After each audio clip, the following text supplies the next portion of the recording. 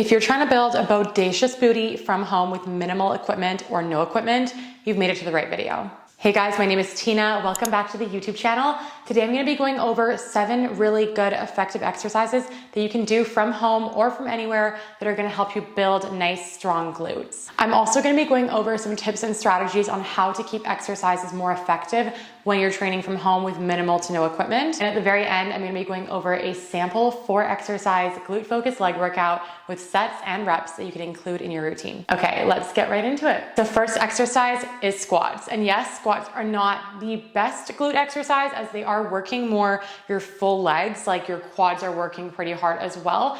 But nevertheless, they are a foundational movement pattern.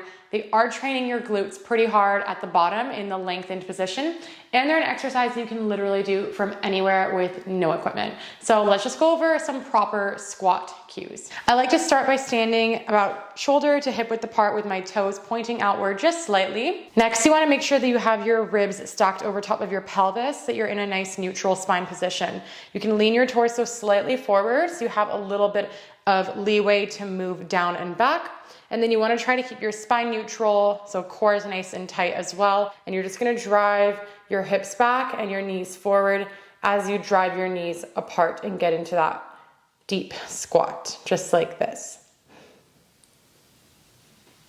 Now, like I said before, squats are working your quads pretty hard as well as your glutes, because when you are going down into that squat and your knees are driving forward, we're getting lots of knee flexion or bending of the knee, which is gonna place a lot of tension onto our quads as well. So if you do wanna make it a little bit less quad focused and more glutes, or if you're someone who experiences knee pain and you don't like to drive your knees too far forward, then what you could do is place a box or a bench behind you, and you're just gonna think about driving your bum back until it taps the edge of that box and then drive back up. So this is a very hip dominant squat that I'm demonstrating here. And this is gonna be putting more bias onto your glutes and less onto your quads. Okay, next exercise is gonna be our glute bridges. You can do these from the floor or off of a bench or a couch or a chair. I'm gonna demonstrate off of this bench today. Now, if you're doing your bridge off of a couch, chair, or bench, you do wanna make sure that your legs form approximately a 90-degree angle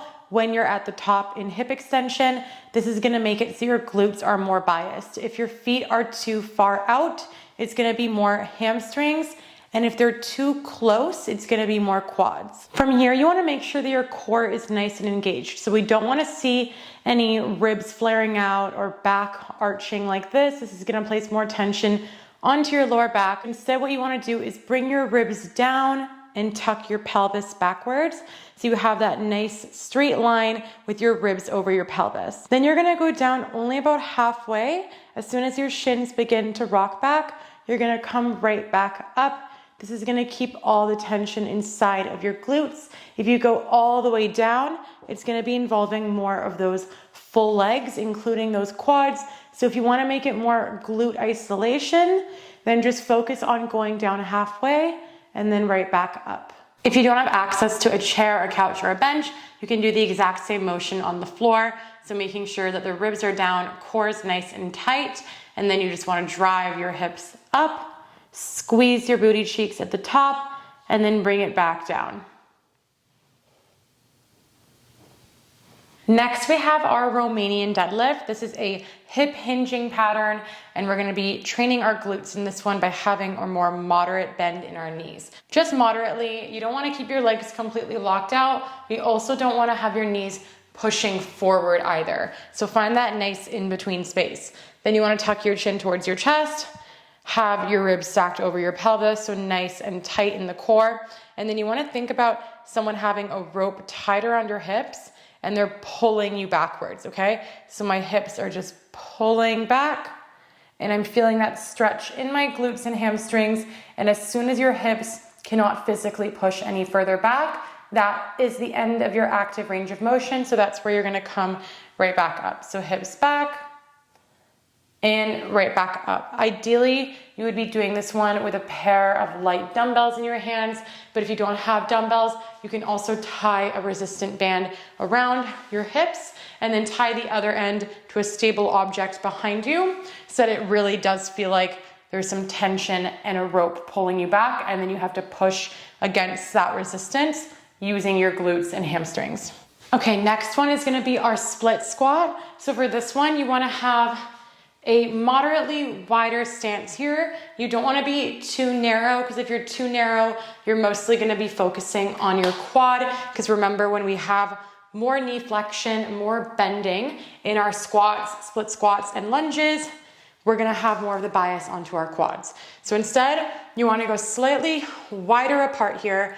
Again, nice neutral position, core engaged. And then what you wanna do is, instead of driving your front knee forward like this, which is gonna give us a lot of that quad, instead, we wanna think about hinging our hips down and back in this diagonal format. So really think about pushing this glute backwards. We wanna get that extra stretch on that glute muscle as we're going down. Now, if you're a total beginner, you can hold onto something for balance, such as a wall, a chair, a couch, and then as you get more comfortable, you can do it with just your body weight and eventually even add some dumbbells. Next, we have our reverse lunge. So lunges are a little bit more challenging than split squats, because in a split squat, you have both feet planted on the floor the entire time. Whereas in our lunge, we have one foot planted, but the other leg is gonna be traveling back and forward.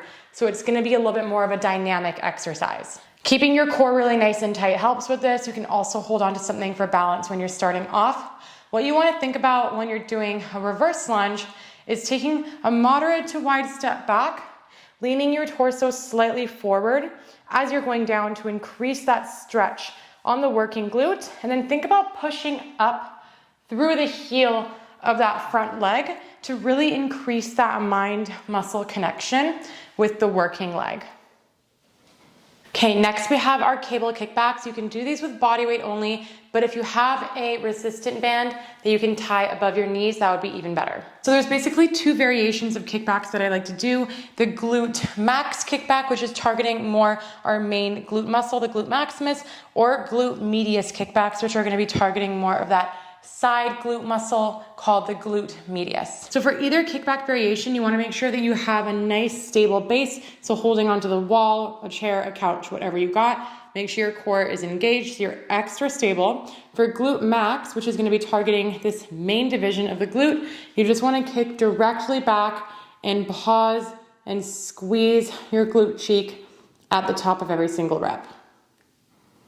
Now, if you wanna target more of that side booty muscle, the glute medius, you're gonna kick out at a 30 to 45 degree angle.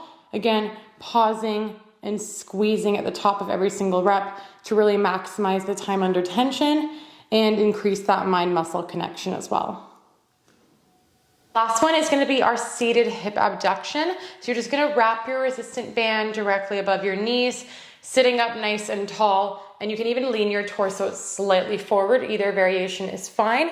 And then what you wanna think about doing is driving your knees apart and squeezing your glutes, the glutes side booty cheeks at the end range when your knees are spread apart.